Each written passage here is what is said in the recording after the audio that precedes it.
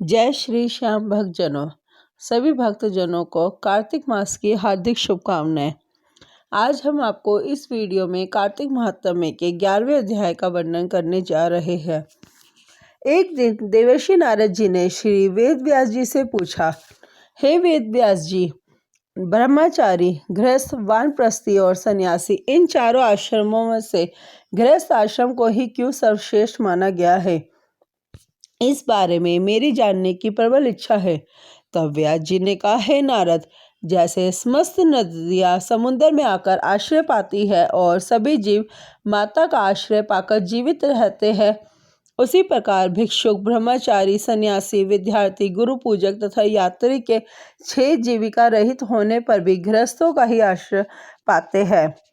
ध्यान से सुनो। इस संबंध में मैं तुम्हें एक पुरातन इतिहास सुनाता हूँ। प्राचीन काल में उत्तानपाद नाम का एक उत्तम राजा था। उसका पुत्र अत्यंत बलवान तथा मदिरा पीने वाला था। राजा रानी दोनों स्नेह पूर्वक रहते थे। एक दिन राजा ने वैश्या का नृत्य देखते हुए मदिरा पान किया, साथ ही अपनी स्त्री से भी मदिरा पान करने का आग्रह किया, परंतु रानी ने उनका कहना नहीं माना। तब राजा ने क्रोधित होकर अपने सेवकों को निर्जन वन में रानी को छोड़ आने की आज्ञा दी। अनुचरों ने राजा की आज्ञा का पालन किया। इसके पश्चात राजा ने दूसरा विवाह भी नहीं किया।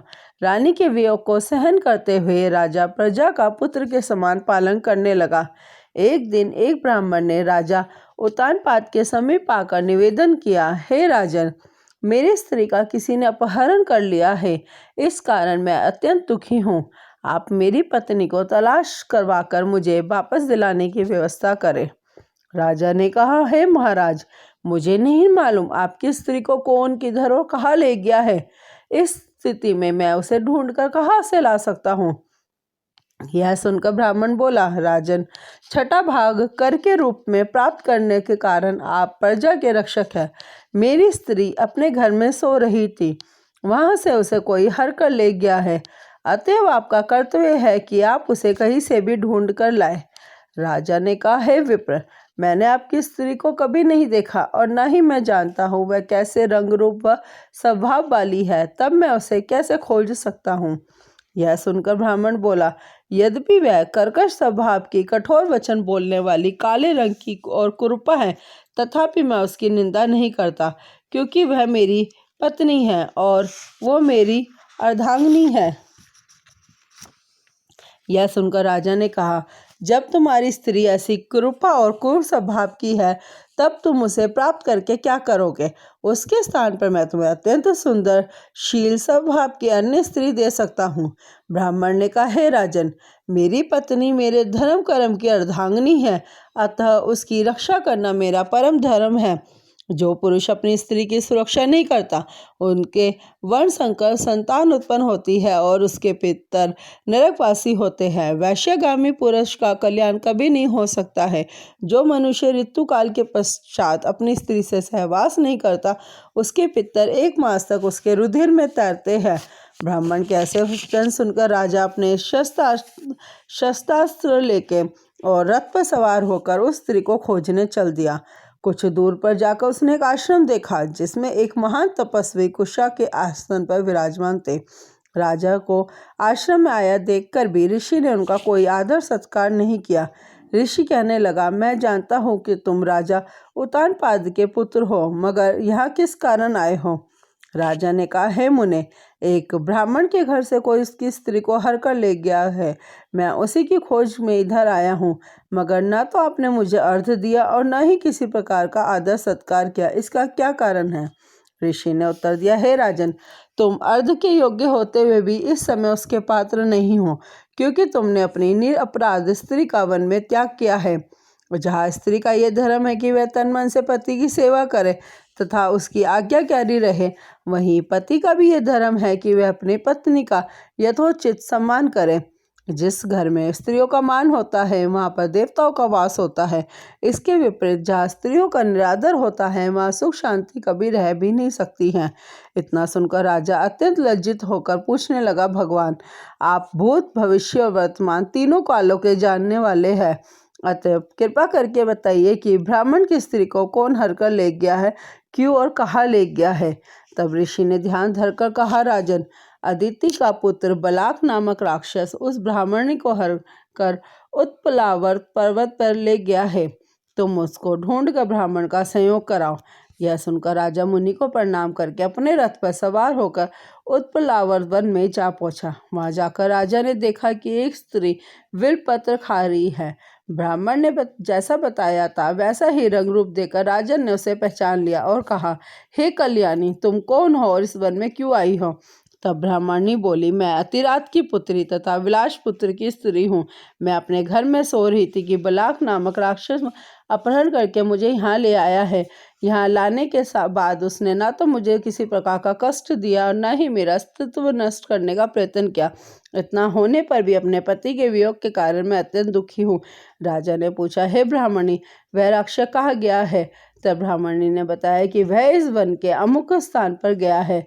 तब राजा ब्राह्मणी द्वारा बताए स्थान पर पहुंचा तो राक्षस देखते ही राजा के चरणों में गिरकर बोला, राजन, मेरे लिए क्या आज्ञा है।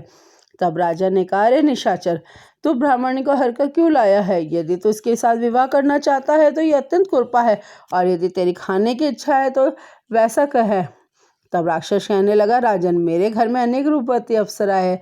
उनके अतिरिक्त मैंने कभी किसी स्त्री से भोग की इच्छा नहीं की और न ही मैं मांस का भक्षण करता हूँ। मैं तो पूर्व जन्म के पापों का प्रायश्चित कर रहा हूँ। इस ब्राह्मणी का पति राक्षसों को मारने का मंत्र जानता है। जब हम यज्ञ का ग्रहण करने के लिए आते हैं तो वह हमको भगा देता है, क्योंकि यज्ञों का आश्चर्य वही बनता है। इसी कारण इस ब्राह्मण को दुखी करने के लिए मैं उसकी स्त्री को हर कर ले आया हूँ। शास्त्रों के नियमानुसार स्त्री के बिना पुरुष को धार्मिक कर्म करने का अधिकार नहीं है, अतः वह यज्ञों का आचार्य नहीं बन सकता है। राक्षस के ये वचन सुनकर राजा ने विचार किया कि यह भी परोक्ष रूप से मेरी ही निंदा कर रहा है। मुनि ने भी स्त्री का त्याग करने के कारण मुझे अर्ध योग्य नहीं माना। तभी राजा को विचार मग्न देखकर राक्षस कहने लगा, हे राजन, मैं आपकी प्रत्येक आज्ञा का पालन करूंगा, आप आज्ञा दीजिए। इतना कहकर वह हाथ जोड़कर खड़ा हो गया। राजा ने कहा, हे निशाचर, तुम इस ब्राह्मणी को इसके घर पहुंचा दो और उसके बाद जब भी मैं तुम्हें याद करूं तब तुम मेरे पास आ जाना। इतना सुनते ही वह राक्षस ब्राह्मणी को लेकर उसके घर छोड़ने चला गया। इसके बाद राजा विचारने लगा कि मैंने अपनी निर्दोष पत्नी को घर से निकाला है, अतः मैं अब कौन सा ऐसा पुण्य कर्म करूं जिससे इस पाप से निवृत्ति हो। तब राजा ने पुनः उन्हीं मुनि के पास जाकर उनसे उपाय पूछा। मुनि ने कहा, हे राजन, पुरुष के लिए स्त्री धर्म, अर्थ, काम और मोक्ष सभी कुछ देने वाली है। इतना ही नहीं, स्त्री के बिना इस लोक तथा परलोक में कहीं पर भी सुख की प्राप्ति नहीं हो सकती है। स्त्री चाहे कैसी भी हो, कृपा, मूर्ख, रोगी, दरिद्र या खोटे स्वभाव वाली क्यों ना हो, पुरुष को उसका सम्मान करना ही चाहिए। पश्चाताप करते हुए राजा ने कहा, हे मुनि, मैंने अपनी निर्दोष पतिव्रता स्त्री को त्याग दिया है, अतः मैं क्या करूं। मुनि ने कहा, हे राजन, तुम्हारी स्त्री को अकेली वन में घूमते हुए देखकर शतापात नामक नाग उसे पाताल लोक में ले गया है। उस नाग की नंदा नाम की कन्या है जिसने उसको घर में छिपा रखा है। यह सुनकर राजा वहां से अपने घर आया तो ब्राह्मण को स्त्री सहित अपने घर में देखकर अत्यंत प्रसन्न हुआ। इसके बाद राजा ने जो ही बलाक राक्षस को याद किया वह तुरंत उपस्थित हो गया। तब राजा ने उसे पाताल लोक में अपनी स्त्री लाने का आदेश दिया। राजा मिलते ही बलाक पाताल लोक गया और वहां से राजा की स्त्री को लाकर उसको सौंप दी। तदंतर राजा और रानी स्नेहपूर्वक रहने लगे। नारद जी ने अंत में कहा, हे राजा पृथु, यह गृहस्थ आश्रम महात्म्य तुमको हमने विस्तार पूर्वक सुनाया है। अब और क्या सुनना चाहते हो सो कहो। इति एकादश अध्याय समाप्तम। जय श्री श्याम भक्तजनों। अगली वीडियो में हम कार्तिक महात्म्य के अगले अध्याय का वर्णन करेंगे। जय श्री श्याम भक्तजनों।